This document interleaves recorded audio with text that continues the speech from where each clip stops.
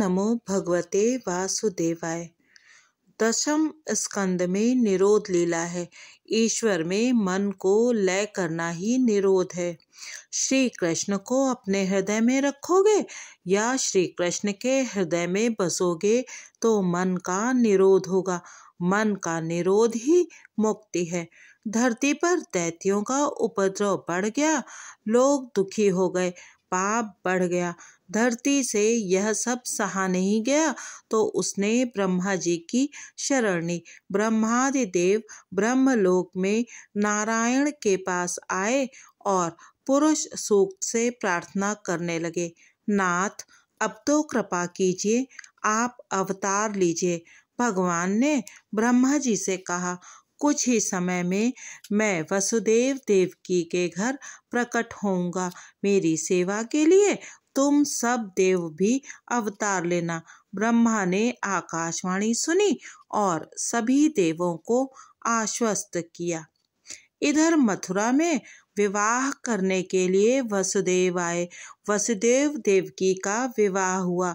स्वयं कंस ने ही वर वधू का रथ चलाया। कंस वसुदेव को बहुत सताए तो भगवान का प्राकट्य शीघ्र हो जाए। भक्तों के दुख भगवान से सहे नहीं जाते। पापी का दुख भगवान साक्षी के रूप में देख लेते हैं और सह लेते हैं, किंतु पुण्यशाली का दुख उनसे सहा नहीं जाता। आकाशवाणी सुनाई दी, हे कंस, देवकी की 8वीं संतान तेरी हत्या करेगी। कंस ने आकाशवाणी सुनी तो वह तलवार लेकर देवकी की हत्या करने के लिए तैयार हो गया। तो वसुदेव उसे समझाने लगे, जो आया है वह जाएगा, जिसका जन्म हुआ है उसकी मृत्यु भी होगी। इसीलिए तो महात्मा जन मृत्यु को टालने का नहीं, सुधारने का प्रयत्न करते हैं। मृत्यु का निवारण अशक्य है। क्षीयते इति शरीरम, शरीर का नाश तो होगा ही। वैर न करो। वैर या सुख की वासना मृत्यु भ्रष्ट करती है। वैर वासना का त्याग करके प्रभु स्मरण करता हुआ जो मरता है उसकी मृत्यु उजागर होती है। देवकी की हत्या करने से तो तुम अमर हो नहीं सकते और देवकी तो तुम्हारी मृत्यु का कारण है नहीं। कंस, हाँ ये तो है। वसुदेव, तो मैं देवकी की सभी संतान तुम्हारे हवाले करता रहूंगा। कंस ने भी सोचा कि यह भी ठीक है, स्त्री हत्या के पाप से तो बच जाऊंगा। उसने कहा, अच्छा मैं देवकी की हत्या नहीं करूंगा। वसुदेव शुद्ध सत्व गुण का स्वरूप है। विशुद्ध चित्त ही वसुदेव हैं। देवकी निष्काम बुद्धि हैं। इन दोनों के मिलन होने पर भगवान का जन्म होता है। वसुदेव देवकी घर आए। प्रथम बालक का जन्म हुआ। वसुदेव ने बालक कंस को दे दिया। कंस का हृदय पिघला, इस बालक को मारने से मुझे कोई लाभ नहीं होगा। 8वां बालक मुझे मारेगा, यह तो पहला है, मैं इसे मारूंगा नहीं। 7 बालकों को अपने पास ही रखना। मेरा काल होने वाला 8वां बालक ही मुझे देना। वसुदेव जी बालक लेकर वापस लौटे। नारद जी ने सोचा कि यदि कंस यह अच्छाई करने लगेगा तो पाप कैसे कर पाएगा, और यह पाप नहीं करेगा तो भगवान अवतार नहीं लेंगे। कंस का पाप नहीं बढ़ेगा तो वह शीघ्र मरेगा भी नहीं। पाप न करने वाले को भगवान जल्दी मारते नहीं हैं। ईश्वर तो किसी को भी नहीं मारते, मनुष्य को उसका पाप ही मारता है। हमेशा 2 वस्तुओं से डरते रहो, पाप से और ईश्वर से।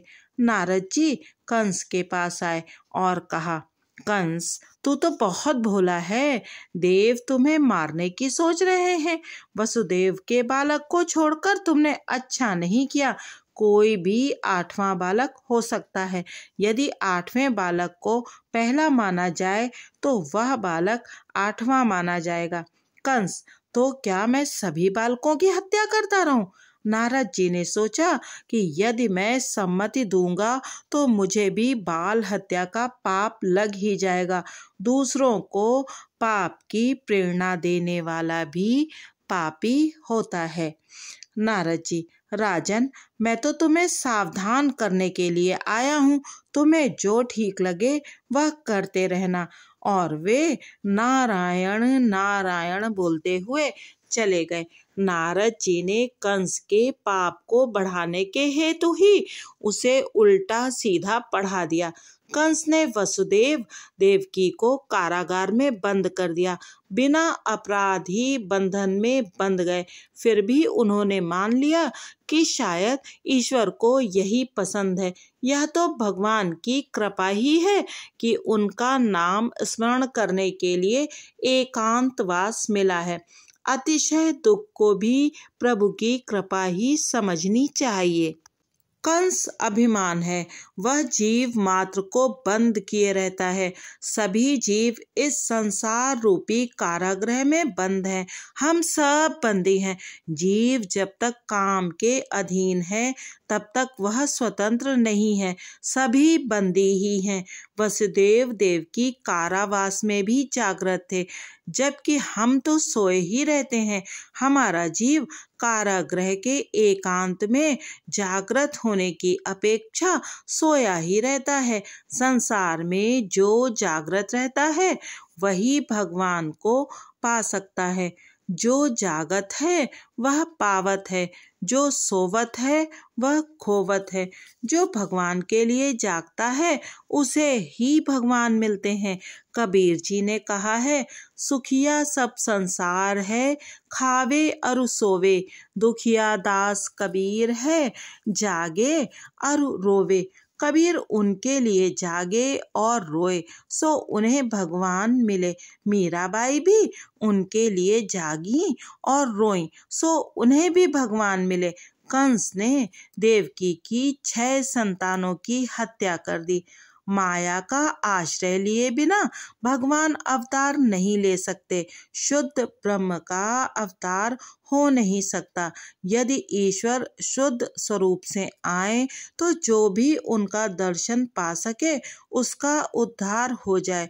दुर्योधन ने द्वारिकाधीश के दर्शन तो किए थे, किंतु माया से आवृत प्रभु के दर्शन किए थे। जो निरावृत ब्रह्म का साक्षात्कार पाता है उसे मुक्ति मिलती है। मायाव्रत ब्रह्म के दर्शक की मुक्ति नहीं होती। संभव है भगवान के अवतार के समय हम कीड़े मकोड़े होंगे, हमने भगवान के दर्शन तो किए होंगे, फिर भी आज तक हमारा उद्धार नहीं हो पाया है। योग माया का आगमन हुआ। उन्होंने 7वें गर्भ की रोहिणी के उदर में स्थापना की। रोहिणी सगर्भा हुई और दाऊ जी महाराज प्रकट हुए भाद्रपद शुक्ल एकादशी के दिन। बलदेव शब्द ब्रह्म का स्वरूप है।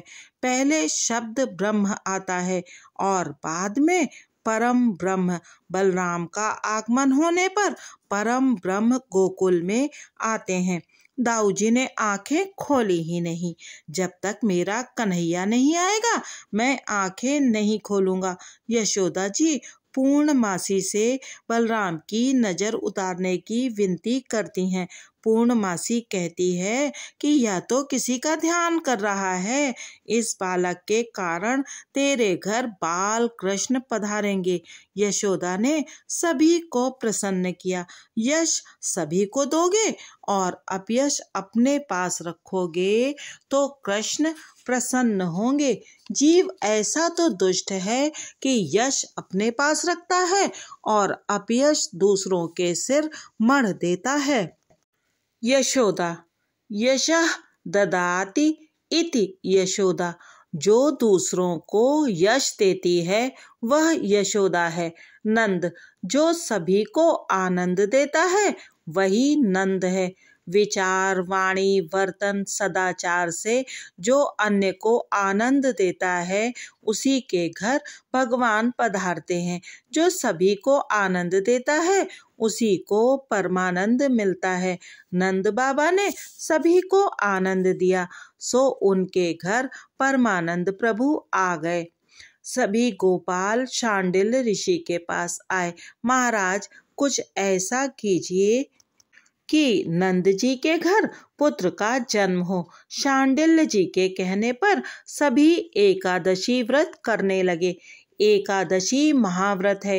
एकादशी के दिन पान सुपारी खाना या सोना भी निषिद्ध है। थोड़ा सा फलाहार ही किया जा सकता है। कई लोग साबूदाना आदि भर पेट खाते हैं। आलू आदि खाने पर अन्न दोष तो नहीं होता है, किंतु एकादशी व्रत का पुण्य भी नहीं मिलता है। अगले दिन क्या खाएंगे यह सोच विचार एकादशी के दिन करने से व्रत भंग होगा। एकादशी के दिन तो भगवत स्मरण ही करना चाहिए। सभी ग्वालों की एक ही इच्छा थी कि परमात्मा प्रसन्न हो जाए और नंद बाबा के घर पुत्र जन्म हो। भाद्रपद शुक्ल एकादशी से सभी गोकुलवासी निर्जला एकादशी आदि व्रत करने लगे। सो भगवान गोकुल में पधारे। बालकों ने भी व्रत किया, सो वे कहते हैं कि हमारे व्रत के कारण ही कन्हैया आए। कन्हैया तो सबका है। नंद महोत्सव में सारा गांव आनंद में नाच रहा था। सभी को लगता है कि कन्हैया उसका है। सारे गांव ने व्रत जो किया था सुखदेव जी वर्णन कर रहे हैं। इधर देवकी ने 8वां गर्भ धारण किया तो उधर कंस ने सेवकों को सावधान कर दिया। मेरा काल आ रहा है। सेवकों ने कहा, हम तो सदा जागते ही रहते हैं, हम चौकन्ने ही रहते हैं। बालक का जन्म होते ही आपको समाचार दे देंगे। देवगण देव की गर्भवासी भगवान नारायण की प्रार्थना करते हैं। आप तो सत्य स्वरूप हैं। अपने वचन सत्य करने के हेतु आप पधार रहे हैं। अनेक विद्वानों की अधोगति हमने देखी है, किंतु जो व्यक्ति आपकी लीलाओं का स्मरण और आपके नाम का जप करता है उसकी कभी अधोगति नहीं होती। नाथ, आप कृपा करें। देवों ने देवकी को भी आश्वासन दिया। 9 मास परिपूर्ण होने को आए।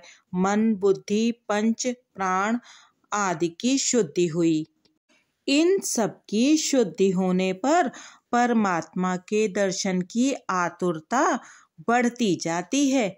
ईश्वर के दर्शन बिना चैन नहीं आता, अतः जीव तड़पता है और अतिशय आतुर होता जाता है और तभी भगवान अवतार धारण करते हैं। अगले भाग में भगवान के प्राकट्य के विषय में जानेंगे कि किस प्रकार से परम पूज्य डोगरे जी महाराज ने भगवान के प्राकट्य उत्सव का वर्णन किया है। श्री हरि। ओम नमो भगवते वासुदेवाय। यदि आपको ये चैनल और इसकी विषय सामग्री पसंद आ रही है तो कृपया चैनल को अवश्य ही सब्सक्राइब करें और अपने मित्रों के साथ शेयर भी करें, जिससे भगवान की लीला सभी तक पहुँचे। बहुत बहुत धन्यवाद। और हाँ, कृपया वीडियो को लाइक अवश्य ही कीजिएगा। समस्त बंधुओं को सादर नमन।